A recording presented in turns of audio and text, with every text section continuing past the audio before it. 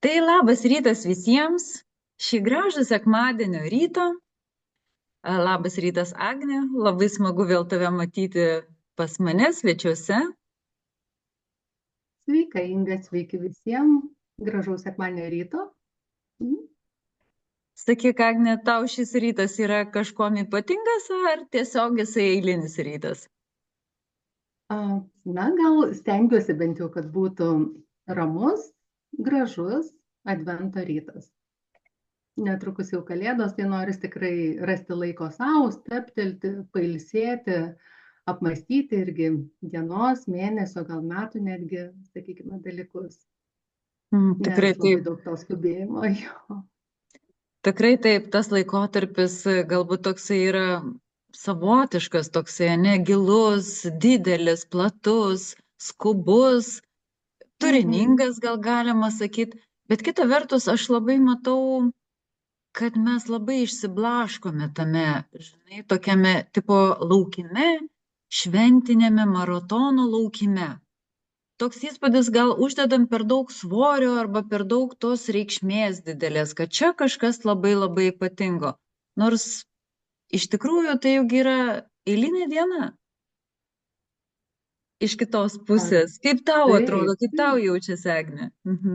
Arba atvirkščiai, kartais mes taip viską sureikšminam ir taip norim, kad viskas būtų taip gerai, taip tobula, kad kažkaip tai pametam šventės esmę, kad tai yra atgimimas, atsinaujinimas, visai tokios, gal sakykime, kitos vertybės.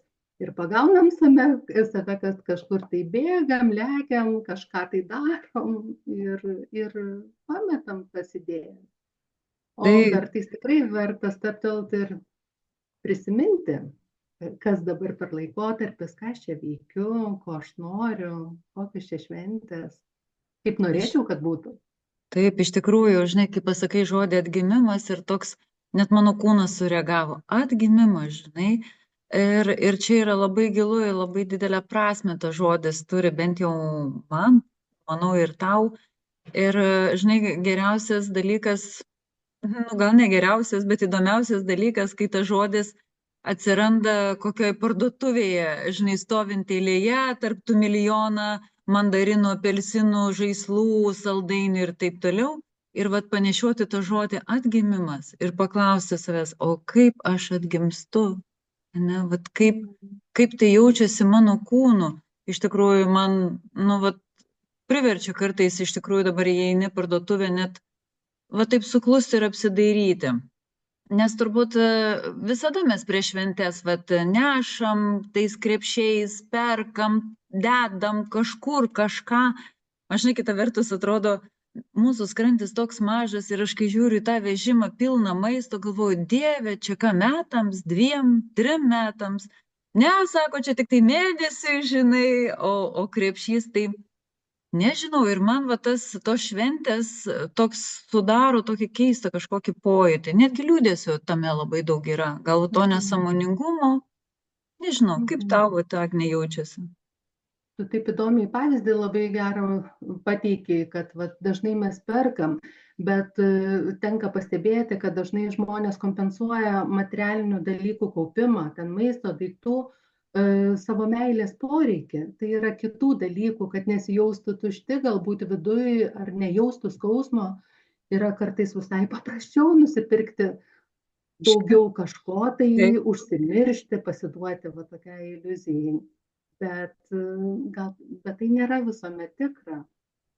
taip, iš tikrųjų. Ir va tas atgimimas tikėtina irgi yra labiau apie tą buvimą kartu su savo žmonėmis, tame tikrume, tame galbūt prisilietime, tiesiog tyloje jausti, būti, suvokti ir suprasti, kad šiandieną tu turi tuos žmonės aplink, jie dėl tavęs ir tu dėl jų. Ir kažkaip Tai galbūt, bet mes nemokam iš tikrųjų labai, nu, daugelis žmonių iš tikrųjų, kaip tu sakai, sutelkiam tą dėmesį visai ne į save, o į išorę ir kompensuojam tą kažkokį trūkumą savo. Bet kodėl mums taip sunku iš tikrųjų? Nežinau, kodėl mums taip sunku atsisėsti šeimoje ir va tiesiog pajausti viens kitą. gal kartais mes ir nežinom, kaip elgtis kitaip, ar nemokame. kartais atsitinka taip, kad mes automatiškai reaguojame, automatiškai kažką tai darome ir nesusimastome, o gal galima ir kitaip pasielgti. Kartais atrodo, kad ir mūsų įsitikinimai, taip kaip mes mastom, kaip turi pagal mus būti, turi jausti ir galvoti ir kitas, bet niekas taip nepasakė ir tai nebūtinai tiesa.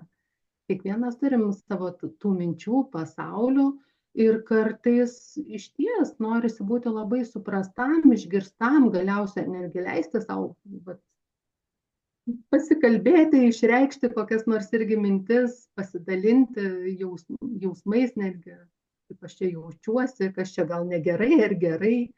Reikia mums visiems to tokio ir patvirtinimo. Tai gal irgi ženklas to pačio advento ar laukimo laikotarpio, kas čia su mumis vyksta. Tikrai taip, bet aš pastebiu, žinai, labai sunku suvokti paprastam žmogui, nes tas spirgėjimas, netgi sulaikyti žmogų neįmanoma vienoje vietoje, jeigu tu ir nori ir supranti savo poreikį, kad tu nori pasėdėti su juo tiesiog tiesoje, tiesiog va tame atgimime, tiesiog pamatyti tą žmogų, kažkaip tai identifikuoti, pasakyti gražius žodžius, o kitas purda, kitas negali, nemoka, nepriema, muistosi. Žinai, mes nepriversim kitų žmonių kažkaip susikaupti, susitelkti į save. Ir kas galėtų, pavyzdžiui, padėti, tą tokį mūsų šeimoje, bent reikia nuo savo šeimos, aišku, pradėti, savo šeimoje, kaip reikėtų suburti, sukurti tą momentus ar tas dienas, taip išbūti tame buvime? Geras klausimas, gerai, tu pasakai, kad kito nepriversi arba vien, kad man kažkas patinka ar aš įsivaizduoju, nebūtinai kitas turi apie taip pat galvoti, norėti to pačio ar jausti. Jeigu žinoma yra geri santykiai, kartais nieko tokio pasikalbėti tarpusavyje, šeimoje, ką mes norime galbūt išsaugoti, o gal kažkas atgyveno, mes norime gal kažką pakeisti, gal įnešti naujo. Tai tikrai nesugrius pasaulis, tai gal bus, sakykime, neš daugiau įvairovės. Bet tai yra gerai, kada tu gali apie tai kalbėtis ir diskutuoti. O jeigu taip irgi neišeina, pavyzdžiui, norisi pasitarti ar šiaip išsikalbėti, gal net pasipiktinti savo šeimos nariais ar elgesiu, arba pasiaiškinti, kas čia tokio atsitiko. Irgi yra alternatyvų, kaip galima irgi savo padėti. Svarbu tik tai stabtelti ir pagalvoti apie save. Ko aš noriu, koks mano dabar poreikis, koks jausmas viduje gyvena. Taip, apie save labiau, ne? Tokį dėmesį nukreipiant į save, nes iš tikrųjų komunikuoti ir kalbėtis, sutik, kad ypatingai labai sunku yra ir su vaikais, kurie iš tikrųjų yra visada išorėje. Ir juos nuvesti į savo vidų, tai yra, nežinau, misija neįmanoma turbūt, nes jie jauni, jie viską mato akimis, jaučia išorę, bet tikrai nenori sėdėti dar viduje pas savęs ir klausti, kodėl aš čia. O vyrams lygiai taip pat. Vyrai irgi vengia pokalbio aplamai. Vyras ne apie tai, kad kalbėtų, jisai iš viso veikime, jam veikti reikia. Ir žinai, tada kas belieka moteriai, pavyzdžiui. Kas belieka moteriai, tada jeigu tu galvoji, kad viskas išsispręs tik tai, kai tu pažvelgsi į save, padėsi savo, gal apima toks liūdesys tada, žinai, vardan ko mes čia gyvenam. Kad net nėra ko pakalbinti. Nėra kas tavęs išklausytų arba nėra, bet manau, daugelis žmonių susiduria su tokia gal šaltumo, negirdėjimo ta problema, kad, tai tada kam sakyti, jeigu tu supranti, kad tu niekam nerūpi. Ta būsena tokia susikelia, aš nereikalingas, aš nereikalinga, niekas manęs negirdi. Ką aš bedaryčiau, ką aš besakyčiau, kaip aš bedainuočiau garsiai, kaip aš bešokčiau, aš esu nematoma, negirdima ir kaip moteriai reikėtų, ypatingai moteriams, galbūt mes per jausmą labiau jausmingos esam per šventę, žinai, ir moteriai dažniausiai būna nu, vat aplanko gal toks liūdesys, sakyčiau. Mhm. Jo, gerai sakai, Inga. Ir šiaip pagalvoju, taip, mums Kalėdos ar šventinis tas laikotarpis, žiemos šventės asocijuoja su šviesom, džiaugsmu, bet tikrai ne pas visus būna netgi džiaugsmo akimirkų. Gal man, nežinau, gal aš pati blogai jaučiuosi, gal mano šeimos narys serga, gal kažkam tikrai yra sunki situacija, gal vyksta kokios nors kriziniai įvykiai, kurie yra labai sudėtingi ir tada rankos nusvyra, čia visi džiaugiasi, tas dar labiau keiščiau veikia. O kaip elgtis tuomet? Ir aš manau, jeigu kažkam vat, klausant, išgirsit ar pastebėsit tokius žmonės aplinkui, kurie galbūt liūdni, kuriem kažkas vyksta jų gyvenime sudėtingo, kaip, kuo jūs galite padėti, sakykime, savo artimiesiam ar netgi savo, tai galite irgi rekomenduoti bent jau, sakykime, gauti emocinę pagalbą ar padėti savo, pavyzdžiui, paskambinant į emocinės paramos linijas, kurių yra tikrai nemažai. Yra vat puslapis pagalbasau.lt. Čia yra sveikatos ministerijos įsteigtas puslapis, visiems Lietuvos žmonėms galima rasti išsamios informacijos, kaip mes jaučiamės, kas su mumis vyksta, kur kreiptis pagalbos, tiek telefonu, tiek fizinės. Ir toks būtų padrąsinimas irgi, sakykime, pasirūpinti bent taip savimi ir svarbiausia žinoti, kad jūs esate ne vienas ir visuomet yra tos pagalbos šalia. Svarbu išdrįsti pasikalbėti. Idealu, jeigu tai yra artimas žmogus ar jūs turite draugų, bet kartais būna ir taip, kad žmonės arba jaučiasi tarp žmonių artimųjų netgi vieniši, arba iš tikrųjų yra vieniši ir nėra su kuo pasikalbėti. Todėl net skambutis ar, sakykime, mamai į moterų liniją, sakykime, ar senoliui į sidabrinę liniją. Vaikai, paaugliai taip pat gali paskambinti į vaikų liniją, jaunimo liniją, jos dirbančios, pavyzdžiui, dauguma visą parą. Paskambinti, pasikalbėti, pabūti ir pasidalinti savo jausmais, emocijomis, tuom, kuo jūs šiuo metu gyvenate.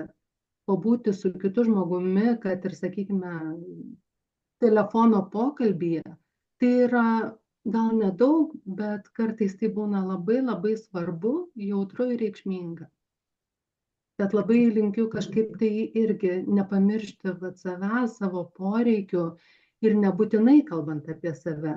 Apsidairykite, gal jūsų kaimynas, artimas žmogus, nežinau, pastebėsite viešoje erdvėje kur nors žmogų, kuris galbūt liūdnas, kuriam reikia pagalbos, tikrai verta patarti ir rekomenduoti. Bent jau, sakykime, bent tokią pagalbą, kuri nieko net nekainuoja. Iš tikrųjų. Nemokamos. Jo, mes va šitą puslapį aš dar parašysiu po mūsų video. Iš tikrųjų, aš irgi labai labai tau paantrinsiu, Agne, kad galvoju, gal kita vertus mums išsikalbėti nepažįstamam žmogui, tiesiog įvardinti savo jausmą.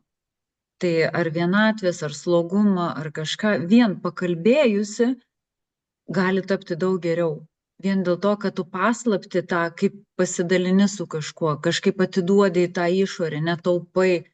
Nes kai žmogus taupo, tai tokias užblokuoja emocijas, atrodo, mes nugrimstame tokią apatiją, tada gali prasidėti depresija. Ir iš viso tokios šventės, galiu pasakyti, iš tikrųjų sukelia labai daug jausmo tokio. Žinai, labai daug ieškom prasmės ten, nes kas neturi šeimos, tas stebi, kas turi šeimą ir džiaugiasi, tada kažkaip kažkokį lūkestį susikelia viduj, tokia arba viltį, kad gal aš kada nors. Kas neturi vaikų, mato vaikus, kurie siaučia gatvėse, ir mes visi kažkaip nueinam į savo šeimas. Bet sutik, yra žmonių, kurie neturi šeimų, neturi nieko. Taip, tikrai taip.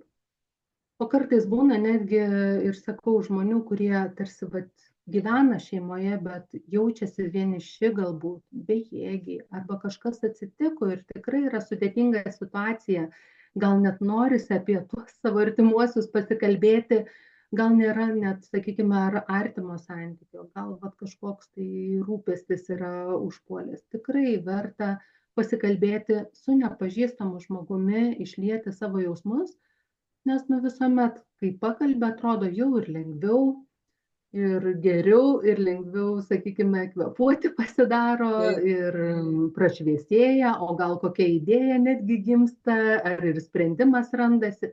Viskas atrodo žymiai paprasčiau. Kartais atrodo tik tai pakalbėti ir tai reikėjo. Tad manau, kad tai verta irgi padaryti prieš šventes, jeigu jaučiate, kad toks poreikis yra. Iš tikrųjų, juk mes esam vieni dėl kitų, kažkaip tai, kažkokiu būdu. Ir ypatingai tie žmonės, kurie jaučia tą vienatvę, yra labai toksai, sudėtingas gal tas laikas, ane, ir kūčios, ir kalėdos, ir nauji metai, ir toks gaunasi, kad per savaitę laiko mes turim daug labai švenčių ir visada tai yra kažkokia bendruomenė švenčia, ne kolektyvai, grupės. Ir yra žmonių, kurie neturi nieko, nei grupių, nei kolektyvų, nei savo šeimos narių, va, kaip tu sakai, gal turi problemų. Ir tada iš tikrųjų galvoju, o kaip tokiem žmonėms išgyventi tokiam laikotarpį, net tokiam džiaugsme ir tuo pačiu labai dideliai nevilty galbūt arba skausme, netgi galima sakyti, ne vienas pats. Žinoma, mes žinom, kad ta vienatvė yra smagi, kai tu esi darnoje su savim, su pasauliu, ne su žmonėmis, bet iki to reikia labai daug augti, norint išsiugdyti va tokią būseną, ne, kad vienatvė tai ne vienišumas. Vienatvė tai gali būti atrama didžiausia. Ir toje vat vienatvėje, kaip tu sakai, jeigu ir atsidaryti tą puslapį, ne, ir pasižiūrėti, paskaityti vieną skaitinį, antrą skaitinį, pasiklausyti YouTube kažkokio įrašo apie emocijas, apie jausmus, gal ateitų labai daug įžvalgų ir tos stiprybės galėtų žmogus pasisemti, ne tokio resurso, vat kaip man šiandieną išbūti su tuo, ką turiu. Mhm. Ir čia vat irgi toksai svarbus momentas, kad toks gaunasi kaip kraštutinumas, tarsi reikia džiaugtis, tarsi reikia kažką daryti, kalba mūsų įsitikinimai, reklama, dar kas nors, aplinka gali irgi suteikti kažkokio tai spaudimo, bet kita vertus, kas aš esu, pripažinti, kas su manim šiuo metu vyksta, leisti jausti savo jausmus, būti savimi, paklaus savęs, ko iš tikrųjų aš noriu šiuo metu, o kaip man atrodo, kuo šiuo metu reikia, kas būtų naudinga ir prasminga man, apskritai, kas yra tos šventės, yra labai tikrai sveikas dalykas ir nėra čia niekur, kaip čia tokios auksinės formulės, kaip čia turi viskas vykti. Visai gali būti. Ir leisti savo išgyventi tuos jausmus, nesmerkti, nekaltinti savęs, tiesiog priimti su tai, kas vyksta su mumis tuo metu, kad va tokia yra situacija. Ir tikrai vertingiau savęs paklausti, o ką aš galiu padaryti dėl savęs? Kaip aš galiu savo padėti? Gal aš galiu paprašyti kito pagalbos, patarimo, netgi paprašyti išklausyti ir būti išgirstam, kartais tai gali būti ir didžiausia mūsų kalėdinė dovana savo pačiai. Tikrai taip. Mes, žinai, galvoju, turim tokią irgi įsišaknyjusią kažkokį įsitikinimą, kad paskambinti kitam arba paprašyti pagalbos kito žmogaus yra neduok Dieve, kaip aš atrodysiu, žinai, ir visi kažkokį turim įsitikinimą, kad mums bus atsakyta.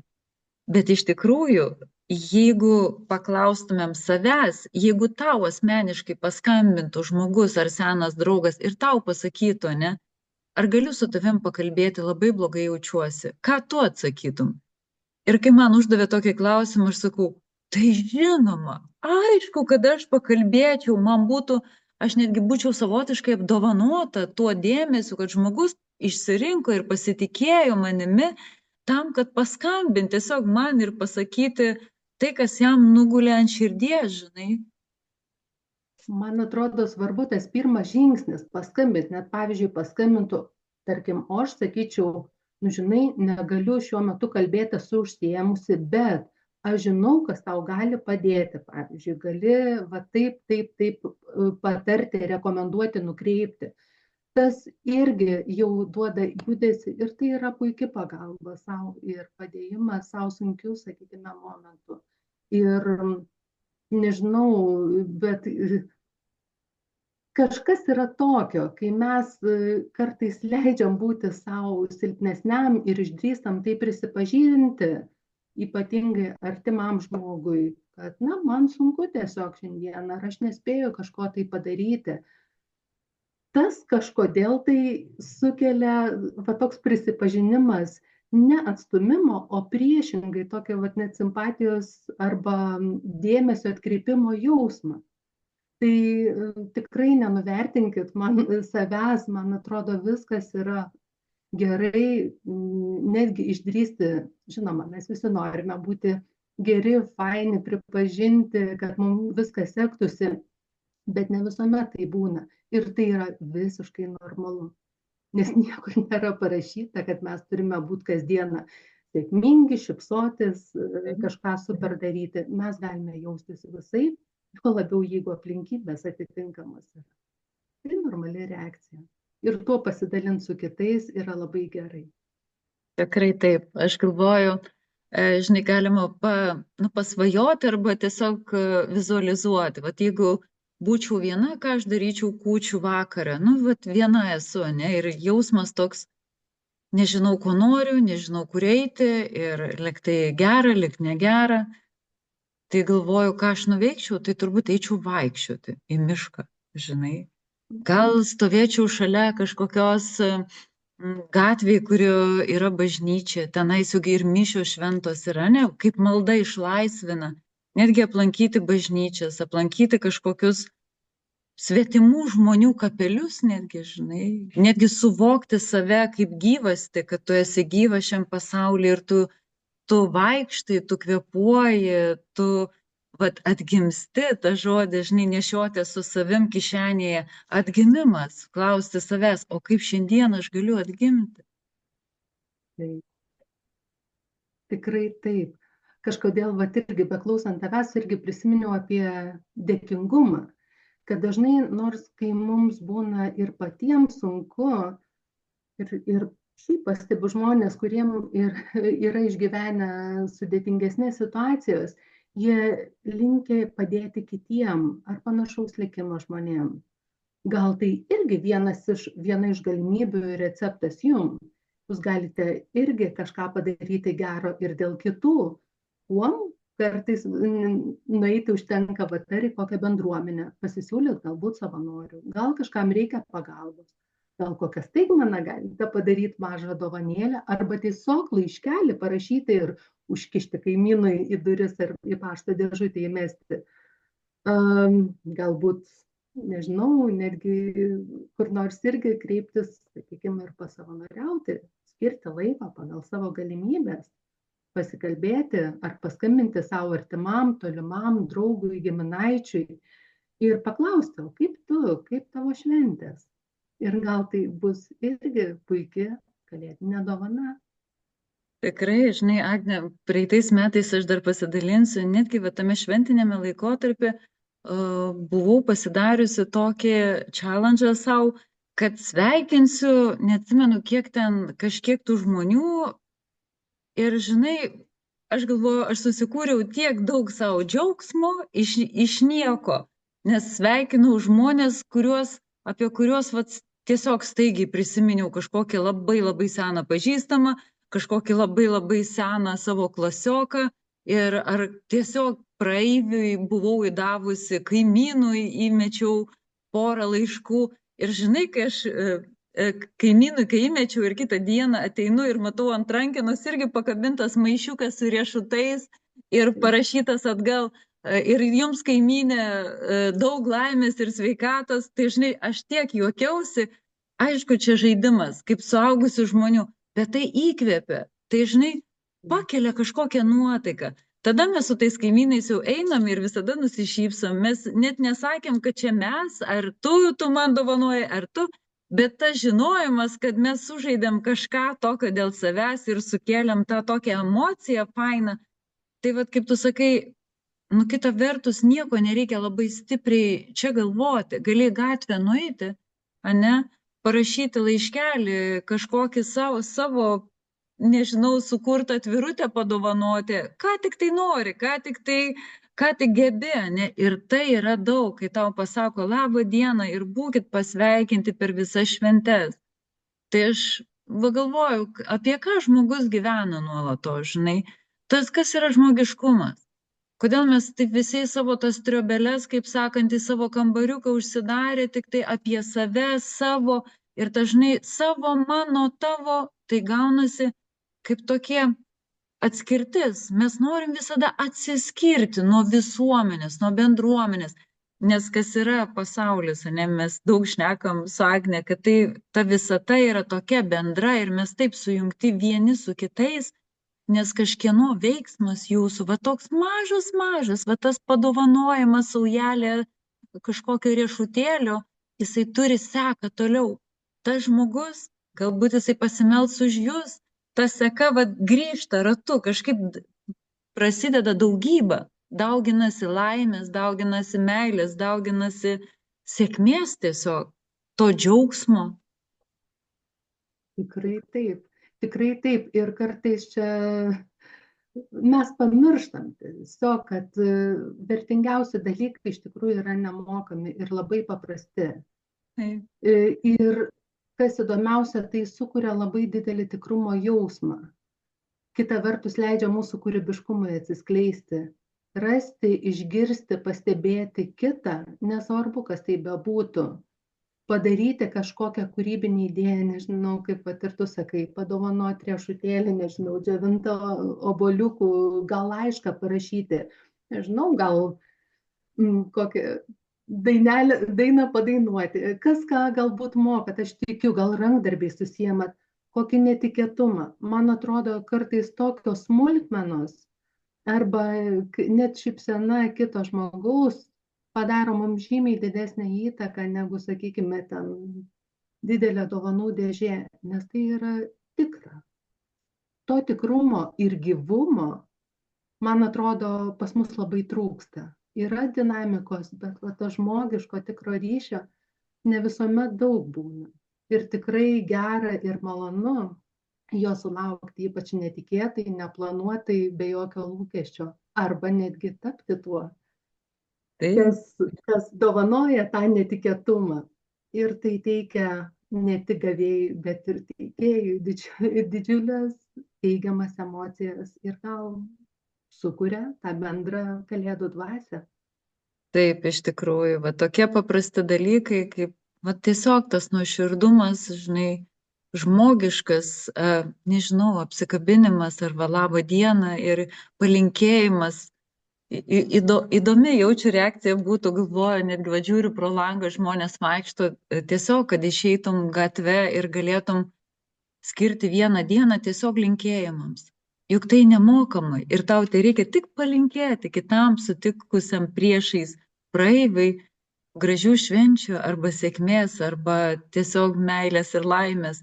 Ir tai jau yra tas, žinai, žingsniukas link to geresnės tos savijautos, geresnio jausmo. Nes mes nežinom, kaip kiekvienas gyvena, kur kiekvienas, su kuo, ar jisai laimingas šią dieną. Gal jisai ir šiandien laimingas, bet rytoj gali būti nelaimingas. Ir tai yra tai. Tai netgi tą palinkėjimą kaip resursą gali turėti žmogus ir nusišypsoti toje nelaimėje ar ne, kažkokiame veiksme ar problemoje, kad wow, bet va buvo vakar taip netikėta, va kažkas kažką padarė. Taip, iš tikrųjų, man tie dalykai irgi labai atrodo įkvepiantis ir jie labai paprasti. Ir žmogus kitą kartą galvoja, kad tą krepšį, kur Maksimoj sėdi prisikrovęs, apdovanos visus artimuosius tais batais, knygom ir apvers daiktais, tai tiek neturi jokios vertės, žinai, kitą kartą pagalvojus. Geriau tas atgimimas vyktų be tų daiktų, su ta šypsena, su rankos palaikymu ir gražiu žodžiu.